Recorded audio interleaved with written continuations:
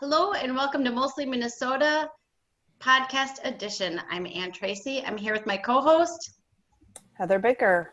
Yeah, and we're kind of doing a series, I guess, on Quarantine Dream. Dream is an album that was just put out last week. It's kind of a fantastic deal. We've got like 20 musicians have all worked together through the pandemic to work on different songs. Some new partnerships, some old partnerships. It's been fantastic, and it's a benefit for Just a Roquet, for the Gambler's Daughter. So it's such a wonderful idea. I'm going to quickly say, just got an update via Caring Bridge from Jessa that she's doing really well in Mexico. So I'll add that into that. Apparently they have found a vegan, sugar-free, everything-free chocolate cake. Oh, wow. Nice. I know. So she's looking to putting on a few needed pounds of that. So just that tiny little Jessa update there. So it's that, and Heather and I are huge fans of the music and huge fans of the ideal behind it. And I know you guys have all worked together in different ways, but I also know that you each have at least one song to start with. So if I can ask Megan, maybe I'll start with you and ask you to talk about, I'll give you the moon. Sure. Yeah. So that one, me in the music community in Minneapolis and the Twin Cities area, I've always put out there that I really love to collaborate with people, and I joined the Midwest Country Music Organization this past fall, and I've met so many people through there. And one of the people that I met is Ted, and Ted had reached out to me about this project that these guys were doing for Jessa, and I was all about it, like right away. I mean, what better cause to be able to lend a voice to, and it's a song that really just I connected with lyrically, and so it was definitely something that I was interested in doing, to try to do what I can to help Jessa and kind of help the effort to help her get on her way to healing. So. It's a beautiful song. I like the idea of that, kind of the waiting and the wishing. And you've done a nice. Really yeah. Nice. Yeah. Thank you. I mean, I took the lyrics is it Tim, you wrote the song, or was it you and Ted that wrote the lyrics? Yeah, it was a good 50-50 effort. So we each had a hand in both the music and the lyrics. And as we're kind of writing and conceptualizing the song, he and I were just kind of throwing tracks back and forth, and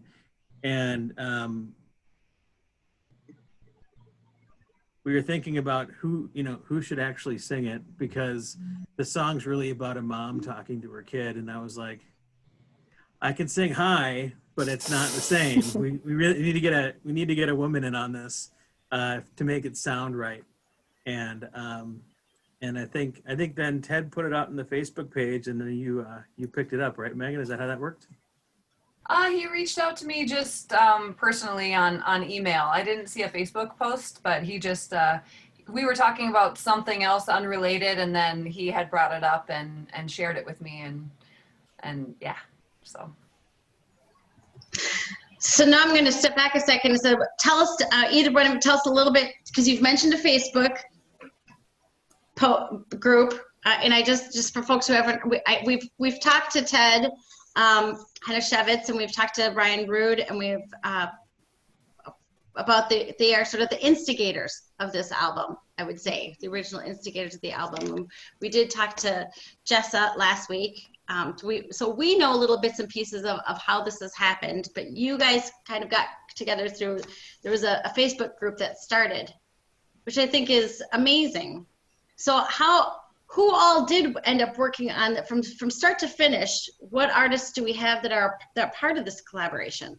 We've got Tim, we've got Megan, we've got Ted.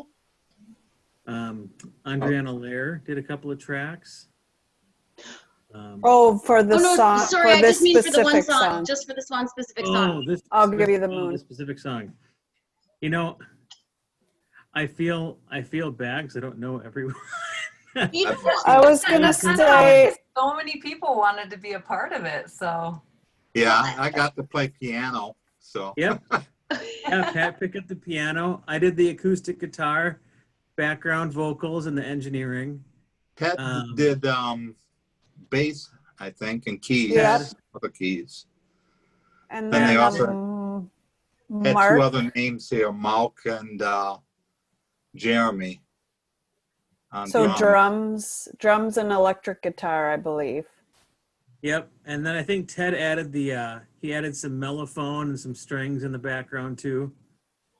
And then everybody kind of just emailed their parts to me, and Yeah, You very know. COVID-like, yes. right, we stitched it all together and made it happen. And it ended up sounding had like this weird Beatlesy vibe, which I didn't expect but kind of dug when it was all done. And it was, it all came together, and I think that was, one of the fun things about this project is all the unexpected things that kind of cropped up, and when everybody's egos are out of it, we're all just kind of trying to create something for somebody else, and it ends up turning out really well. Well, Tim, you asked me to do Beatlesque piano part during the bridge. Yeah, that was after the guitar part came in, and I was like, oh, these instruments are fighting. I'm gonna ask Pat to change. So can I ask when Megan and Pat, after Tim worked his magic on putting it all together, when you were able to actually hear the full song? Well, that's kind of funny. Tim and Ted sent the track early on with, I think, some bass and Tim's guitar work, and asked for a piano player. And I said, I'll give that a try. I do a lot of piano work for my own songs in the studio. So sent it to me, and made me redo the bridge to be more Beatlesque. But so I didn't get to hear the whole thing. So I didn't get to hear Maygen's vocal until the album came out. I was expecting Tim's vocal. A bit different. Yes, but in such a wonderful way. The voice was fantastic. So Right.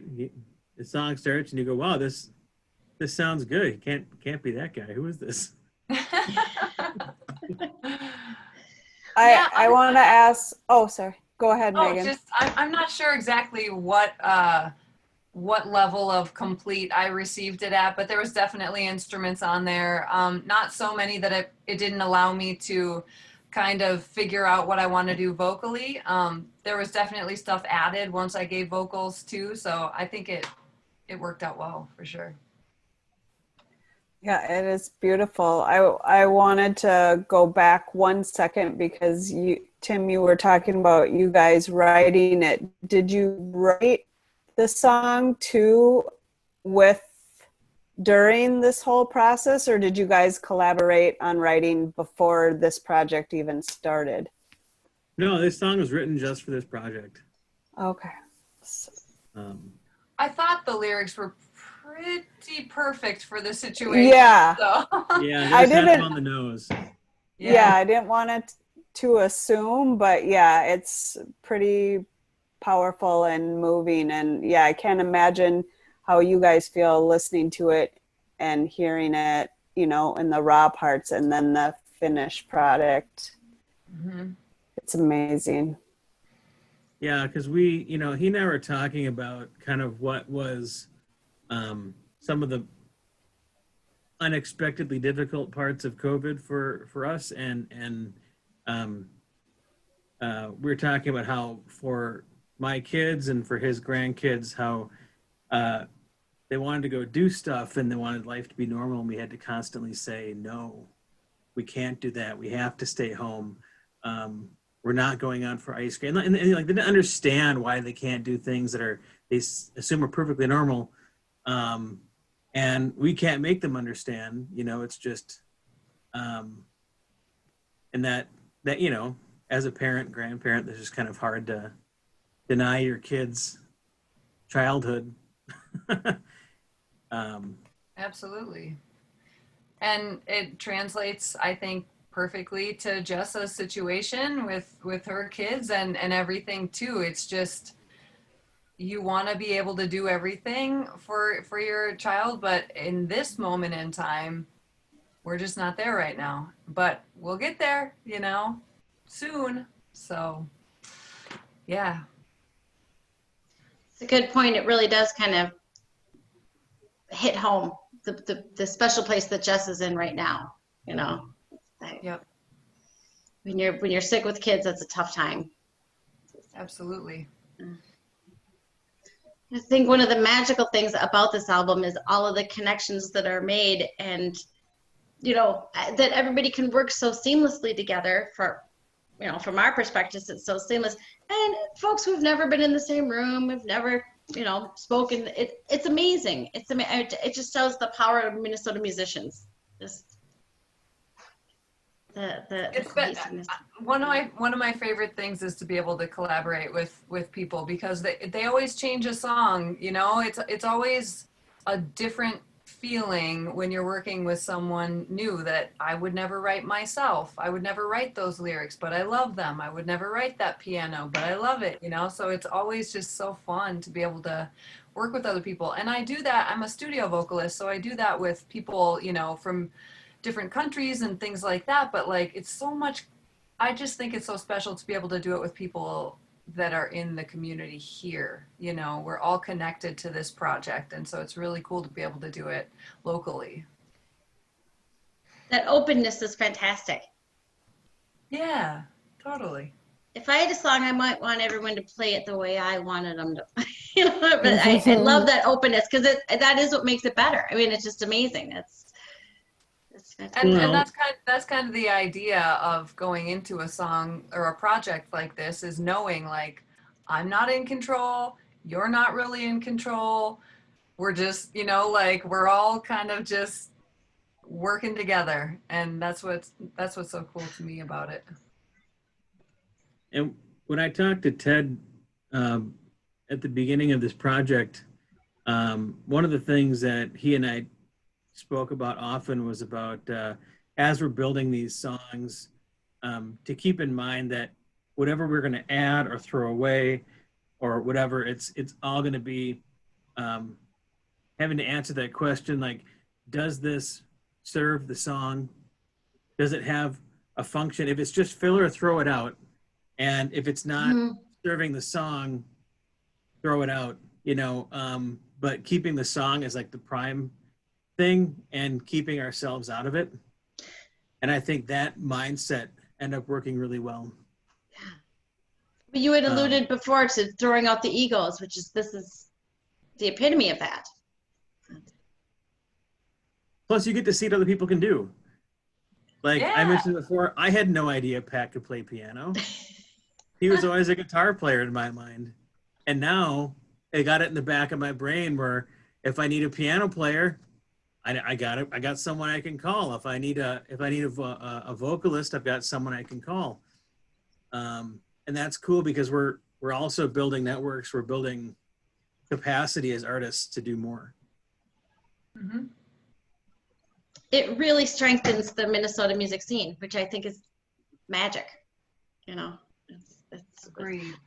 I'm forever looking for the silver lining of COVID. This could be one of them. Just this network alone, I think, is fantastic.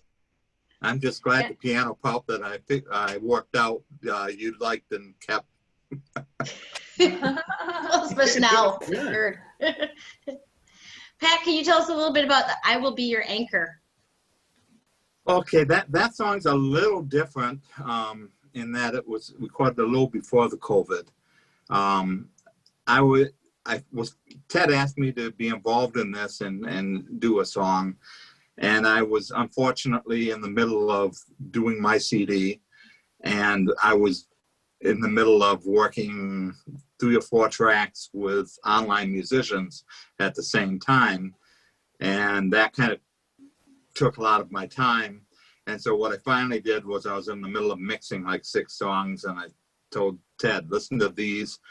If there's any one of these you want to pick for this, you can have it. And he picked I Will Be Your Anchor, which was kind of nice because it was kind of a local Rochester. I had invited friends to help me out to play it. So I had John Sievers play trombone and Alan Toms do the duet, the female vocal with me. And so it kind of fit well with the concept of this, with a couple musicians that probably, other than John, I know plays up in the cities a lot, Mount known in the cities. I love the idea of bringing Rochester into it. I am my day job is spent promoting rural Minnesota, so I just, you know, when I was a kid, I lived in Chicago, and there was a thing about just outside Chicago, there's a place called Illinois. Sometimes you feel like that here. Just outside the Twin Cities, there's a place called Minnesota. And I think this album does a nice job of getting people from all over the states. I think that's great. And I think you picked a nice song because it is a song about a friend of mine did a wool sculpture, and it was called I Will Be Your Anchor and You Can Be My Wings. And my wife pointed that out to me, and I said, yeah, I'm stealing that. And I wrote this song. Nice. And so it's all about, it's actually about a dance. Person holding somebody in a dance is the anchor. And so that's where the word, the meaning of that. So, and the sculpture was a male and female dancer together. So that's kind of, it's a song of being supportive. So I think it fits well with the feeling this album. I love the imagery of that. That I would have never. Yeah. I want to see this sculpture now. I know, me too. You might have to send us. Sculpture, it's a beautiful piece of art. I'll send you guys a picture of it. Yeah, I mean, do you know the sculptor? Does the sculptor know that you wrote the song? Oh yes. Okay. I wound up. I've played it for her several times at shows. She's a big fan of my music, so we're mutual fans of each other. So. Nice. I was going to say you didn't steal from her. You just were inspired by her work. I was inspired. Yeah. There you go. That's the way she looks like it. But yeah, it's just, the thought was, hey, that's a great title for a song. Mm-hmm. Yeah. And you're right. I like, there's almost kind of that John Prine contrasts in the song. And the light feel of it was like, yeah, I tend to write a lot of some bouncy, happy songs. You we can use some of those. I also can write the devastating, sad songs too, but people tend to like the happy, bouncy ones. There's a time and a place for all of them. Yeah. Tim, you want to tell us what You'll See? So that was a one that I wrote about COVID. And you know, I try and keep a fairly consistent theme throughout my music. I try and find the hopeful spin on stuff, even though I don't necessarily feel that way personally. Sometimes I think, you know, if I have a positive message in my song, then even if I'm feeling really crappy about a certain thing and I'm at a gig and I'm forced to sing it several times a week, I'll eventually believe it myself. And so that's kind of what, you know, one of the things of the song is just talking, to somebody who is in the middle of this existential turmoil we're all kind of wading through, and saying like, it will be fine. You'll see. It'll be Calmer seas. Yeah. Yep. Calmer seas are out there. You don't need to fight it. You just need to wait. And I think that the whole thing about this virus too, like it's not an enemy you can fight. It's an enemy you have to wait out. And that's frustrating for some people because they want to be action-oriented people and they want to go do something. And the reality is there's nothing to do but not do anything. And it's hard. And so to acknowledge that, and, even with not COVID problems, sometimes the best action is inaction. And so, yeah, it's kind of what I was writing the song about, is just let it pass. It'll be fine. Life will go on. And then, like I said, even on days when I don't believe it myself, I still go to a gig and sing it. And eventually I will. I was going to ask, do you? I think that's an interesting, my only funny example is that's like me not buying chocolate chip cookies. I mean, it's good doctoring for yourself early on. Like if I have to sing these, they should cheer me up. That's. Yeah. If you stock your fridge with celery, eventually you're going to like celery. Yeah. Or lose even more weight. Yes. But yeah, but how consciously, I mean, really, was it a very conscious thing from the beginning? Because I just love that. I love the idea of it. Yeah, that's how I try and do most of my albums and stuff, because I want people to come to a show and leave feeling more elevated than they came there. And hopefully throughout listening to some of the music, they've, whatever burdens they've had, maybe one of those songs has resonated with them and allowed them to kind of leave it in the bar.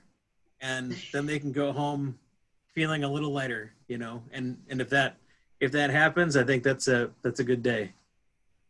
Absolutely. Yeah. That's fantastic. There's a good TED Talk on fake it till you make it. Exactly. And it's, I mean, myself as just a music fan, that's the kind of music that I'm drawn to too, is just exactly that. Like, you don't want to shy away from lyrics that are sad or down or have feelings involved with them, but it's always I always find myself loving even more the songs that kind of take you in the direction of like, there's hope, there's positivity to these emotions, you can take it in this direction rather than in that direction, kind of a thought. So yeah. Yeah. Plus, I mean, there's a big stereotype about, mopey middle-aged guys with the guitars singing sad songs about how rough and depressing life is. And, we did that in the 90s. Like, the world's got enough of those songs. And look where it got us.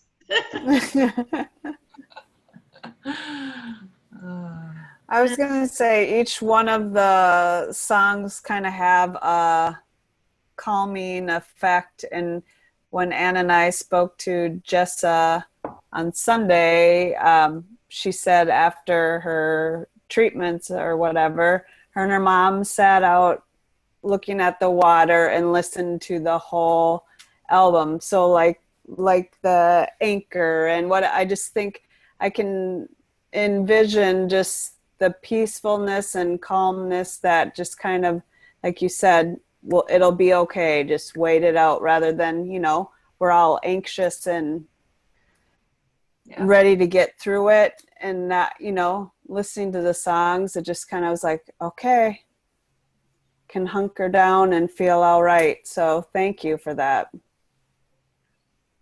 They worked. Good. Your magic worked. I sent you the photo of the sculpture of the group. So you are fast. Thank you. That's why I don't put the Zoom on my computer, so I can still do other things. Oh, nice.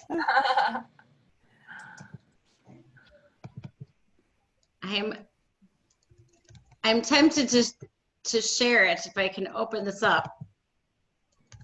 Is it, now that we've talked about it, is it all right if I share it on the screen for a second? Oh, yeah. Yeah. Okay. I'd love to. I just off the cuff. This is the best I can do, but we're gonna do it.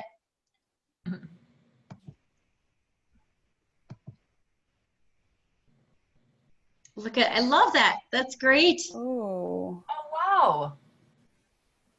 She's So definitely yeah, up there. Yeah. my friend Amara does these wool sculptures, and they're just fantastic.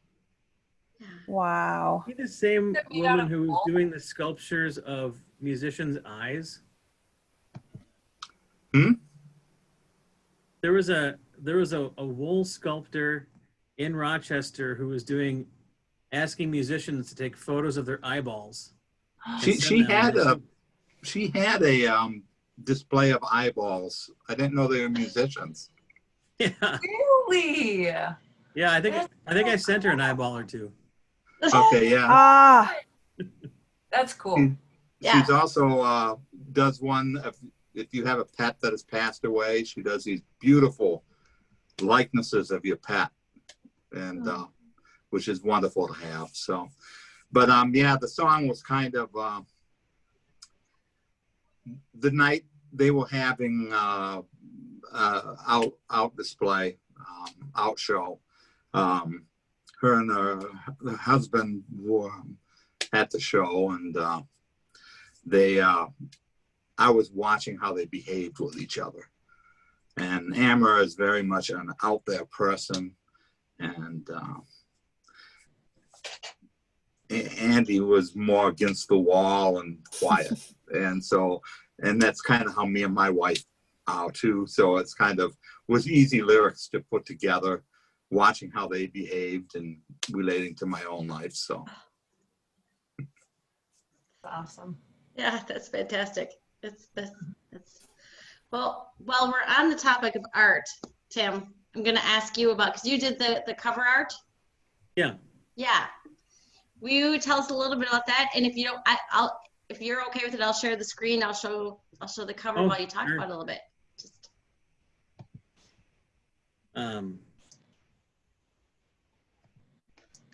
yeah. So Gorgeous. yeah, so I used to be a painter, more so.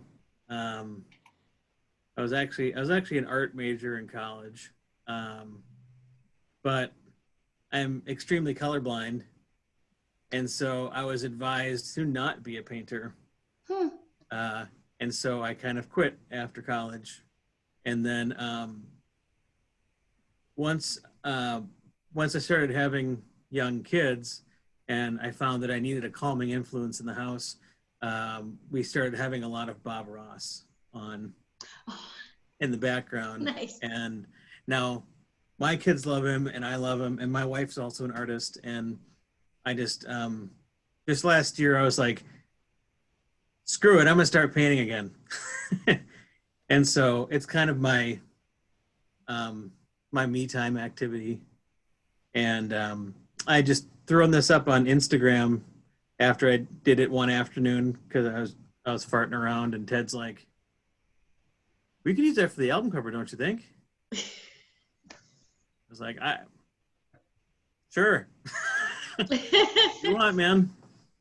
Go for it. So There's a very Minnesota feel to it. Yeah, it really does. It's like Minnesota meets dream. So like there's reality, and then it has all of the, the swirls and the colors and everything that like makes me think of a dream state too. So I thought it was like created for the term quarantine dream. So I think it works really well. Yeah. no, the colors are just that way because I can't see the right ones. Oh, that's great. My husband's colorblind too, so I get that. And I'd be careful saying the right. These are great. Yeah. It helps us all see something in a new way, and that's a gift. Yeah. Well, it's I mean, it's such a great activity to do. You know, it's so kinesthetic and I don't know. I really am enjoying getting back into it. Are those, do you have more stuff posted just on your personal account, or do you have a different account for your art? No, it's just on my personal account. I got a couple of landscapes up. I did a couple of abstract things. My all of my stuff in college I was really into surrealism, magic realism, that kind of stuff. So it was all freaky, weird stoner art. I wasn't going to go there, but yeah. Yeah, most of the time you look at one of my paintings and go, huh, Mm-hmm. what's going on with that guy? Aren't you too young for stoner out? I don't know. I grew up on 70s music. Like, Oh, I that was must into have done it. stuff. Well, we didn't know that Pat played piano. We didn't know that Tim did art. We're learning all these, which again, I think is one of the fantastic things about the album. Yeah. Yeah, just getting a chance to meet other people, see what they can do, and realize how much talent is right close to home. Like Megan mentioned the Midwest Country Music Organization, and I've talked to so many people in that and other songwriter groups around Minnesota who feel like they maybe, in order to get a good studio experience, need to go to Nashville and blow tens of thousands of dollars on studio time and big name producers and all that. But the more I dig into the talent pool around this area, the more I realize there's no reason to go down there. Like, we have a bunch of talent right here. We just don't, we're very Minnesotan about it. We don't boast about it, you know? Yeah. But it's here. Yeah. And it's way cheaper. Nothing wrong with that. Doesn't it? Oh. Yeah, tell us. I don't know that much about the Midwest Country Music Organization, so feel free to tell me more about it. I'd be interested to hear. I think Megan probably the person to ask, yeah? Oh, I mean, I just joined up last September. I think they started back in 2017 as just a group of artists and some business people like Paul Thomas from 102.9 The Wolf is one of the founding chairman or founding members. And it really just started as a group of people that were like, hey, we should know each other. We should, share information, contacts, gigs, support each other, etc. And then it really just kind of blossomed from there into a network of, I think, just over 200 people now that are members of this organization. And they have award shows every year, and hopefully we'll have one in 2021. I guess we'll kind of see how everything shakes out. But yeah, it's just it's not just Minnesota now. There's members that are in North Dakota and South Dakota and Wisconsin and Iowa, and so it's just a whole Midwest group of people supporting each other and helping each other where we can and just being able to share good music. Nice. Yeah. I knew about the awards, but that's really about as far as so thank you. That's good to know. Yeah. Yeah. I mean, that's the award show is kind of that really awesome part of the year. But yeah, I mean, it's an organization that offers many other things mostly for the artists that are a part of it, which is the whole point. It's cool to be able to intermingle with artists, because usually we're all playing gigs on the same nights and you never actually get to meet each other, Right. So this is a really cool organization to be a part of. Well, in pre-COVID, we had an event called the Mix Up, where bands would get together and swap members and put on a show. There were several people who ran showcases around town. songwriter showcases, cover showcases, some mixing it up.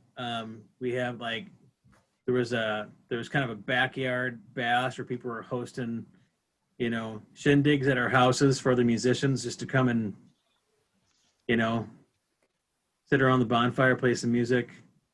Of course, we're not doing a whole lot of that this year. No. But I was just talking to them today about we're going to be starting up an education series to do some professional development and networking online, and yeah, a couple other things, bringing some more businesses in to help lower costs, create resources, and all that stuff we need to survive. Yeah. You know? Yeah. What is that called again, Tim? A mix-up?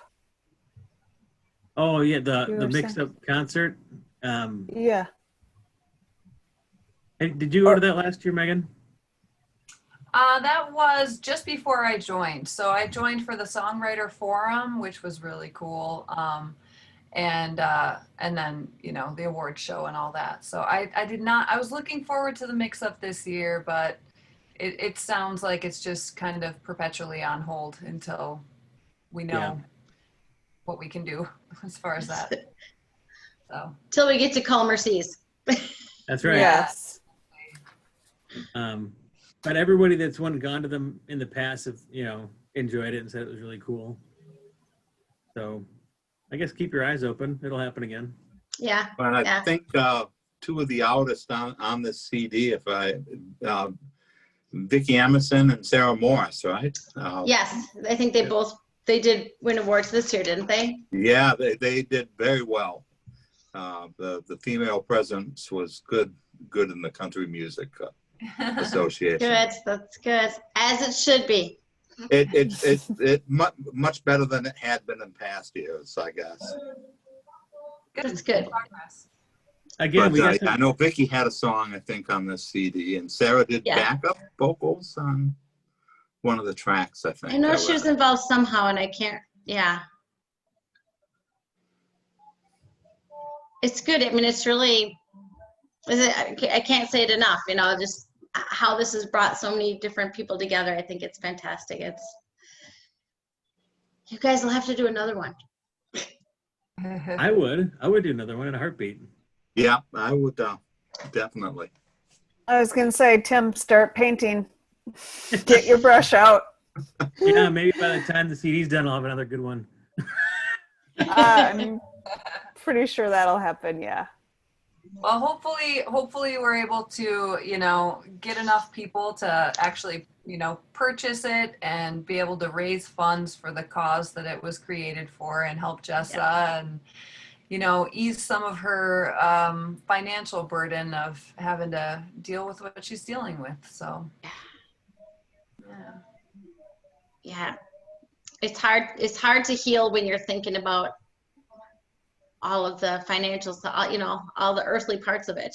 You know, so it's, I think anything that we can do, and she's one sweet but tough cookie. I've never met her. Hopefully I can meet her sometime. I was going to ask, I mean, I think that's fascinating how many, you know, Pat and Tim, have you met Jessa at all? Yeah, I met her at the singer-songwriters showcase that Laura Hay runs. Yep. Okay. Nice. And that's how I know Tim and Ted. Nice. I think I saw her at one of those showcases and maybe gave her a thumbs up from across the room, but I don't think we've ever actually spoken. Yeah, I think she could only stay a short time because I think she had another show to do that evening. So that was probably about it. Maybe a hi, goodbye. Yeah, and I think that speaks to the power of the community. You know, it's a generous thing to give your time in this way, but it's so uplifting. It's great to watch it from the outside. Yeah. Yeah. So just kind of a final question. what one thing surprised you most about participating in this project? Maybe I'll start with Pat. I don't know if you've got a. Oh, well, I was definitely surprised by the vocal on the one song, because I was just expecting Kim's voice to come out. And it's like, whoa! I really thought that song came together, the pieces, for people that weren't playing in the same room. I just thought that melded together so nicely. The bass part is just wonderful. Yeah, there's so much of that song to like. Tim, do you got any big surprises? I was blown away by how many musicians were willing to donate their time and do this. I think all told there's 45 musicians on the record. And every single one of them, when we asked, hey, could you jump in and do a drum part? Or could you master these tracks? Nobody even hesitated. They were just like, oh, yep. Yeah, when do you need it done by? I'll have it done. It wasn't even a question, and like just the fact that there was no competition. It was all collaboration. And at the end of the project, we had so many tracks. We're going through them, and we were kind of advised to actually cut a few because there were so many. They're like, you can't have a 20-song album. We're like, why not? We're not printing them. Yeah. But just the high level of participation and the fact that everybody brought their A game. Yeah, I thought that was just really cool to see. Nice. Yeah, I would say the exact same thing. Just the sheer number of people that were willing to just donate their time, energy, songs, whatever for such a good cause is just, it really warms your heart in times where people can be pretty also divisive and not nice and stuff. It's nice to get a reminder of the fact that there are decent people out there during these times too that just want to help people. So Nice. Well, thank you all for participating in it. I was just walking with a friend of mine in the woods. We were listening to the music as we walked, and it was a nice soundtrack to saw a couple deer, listened to some good music. It was all Minnesota. An all Minnesota moment on the shores of the Mississippi. There you go. And it's a beautiful album to listen to, and I know we've enjoyed it a lot. Heather, I don't know if you have anything on it, but it's been a great. No, yeah, I was just gonna say I love hearing that it came together.